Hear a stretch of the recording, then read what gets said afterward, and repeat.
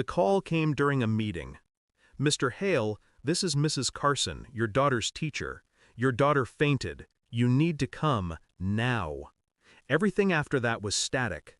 The drive, the red lights, the pounding pulse in my throat. When I reached the school, my wife was already there, arms folded, eyes glassy but dry. The nurse spoke softly. "She's severely malnourished. When did she last eat?" "This morning," I said. Beside me, my wife went pale. The teacher asked me to step aside. Her face was calm, professional, but her hands trembled as she opened my daughter's lunchbox. Inside were 2 slices of plain white bread. No butter, no filling, no fruit, just bread. And a folded napkin with something written in a child's hand, "Sorry, Mommy." The nurse's words echoed for hours. Severely malnourished. That night, our house felt colder, quieter. My wife moved around the kitchen like a ghost, pouring wine, pretending to read emails. I watched her, every gesture, every glance toward the trash can where she'd thrown the empty lunchbox. I replayed the past months in my head. The way she'd stopped letting me pack lunches. How she'd always say, "I've got it handled." How our daughter had started asking, "Daddy, can I eat dinner twice?" Something in my chest twisted. When I asked her about it, her voice was steady, too steady. She's a picky eater, probably skips lunch at school. A lie. Small, but sharp. I'd spent years in the military. You learn to recognize deception, not by what's said, but by what isn't. So I said nothing, just nodded, and started watching. For weeks I played along, pretended to forget. Every morning she packed that pink lunchbox. I kissed my daughter goodbye, then left for work early, but I didn't go far. From the car, I watched her throw the lunchbox in the trash before school.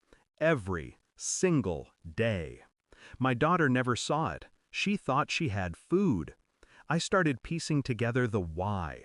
Receipts hidden in drawers. Medication bottles for appetite control. A note in my wife's handwriting. "She's getting chubby. Control starts young." I felt something dark press against my ribs. Not rage, not yet, just a quiet, growing disgust. I spoke to the school nurse, asked her to document everything, every weight check, every note. Then I installed a camera in the kitchen, motion-activated, silent, invisible. I needed proof. Not for me, for the day she'd try to twist it, because she would. Women like her always do. It came on a Sunday morning. I was drinking coffee when my phone buzzed, a motion alert from the kitchen camera. I opened the video. There she was, my wife, pulling food from the fridge, sandwiches, fruit, cookies. She packed them neatly into the lunchbox. Then she took them out again, opened the trash can, and dumped everything in. She looked at the empty box, smiled faintly, then placed 2 slices of bread inside. And the note. Always the note. "Sorry, Mommy." I watched the video twice, then a third time. There was no emotion left, no shock, no anger, only silence. That night, I printed still frames from the footage, labeled the timestamps. Then I placed them in an envelope and slid it under her pillow. When she found it the next morning, her scream barely registered. "Mark, what is this?" I didn't answer, just turned on the TV. School reports, doctor's notes, the footage playing frame by frame. Her voice cracked. "You're setting me up." "No," I said. "You did that yourself."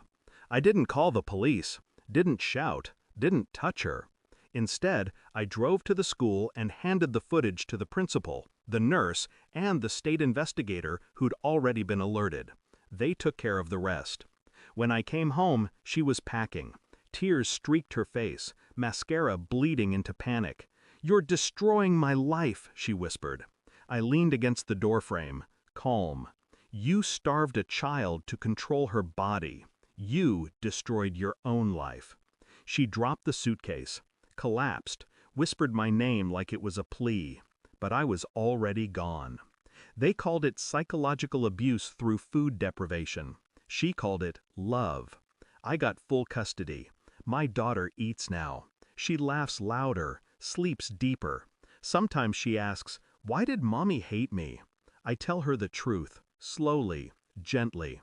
Mommy didn't hate you. She hated herself. You were just near enough to hurt. At night, when the house is quiet, I replay the moment I saw that note. "Sorry, Mommy." I wonder how many times she wrote it. How many mornings she thought hunger was her fault. There's no rage left in me now, only clarity. People like my wife don't just lie, they rewrite reality, one small cruelty at a time. And when you take that power back from them, you don't need vengeance, just truth. Cold, unyielding, final. Because some punishments aren't loud, they're quiet, permanent, and deserved. Thanks for watching. Don't forget to like, share, and comment. Subscribe now to Cheating Stories Insight World for more amazing stories.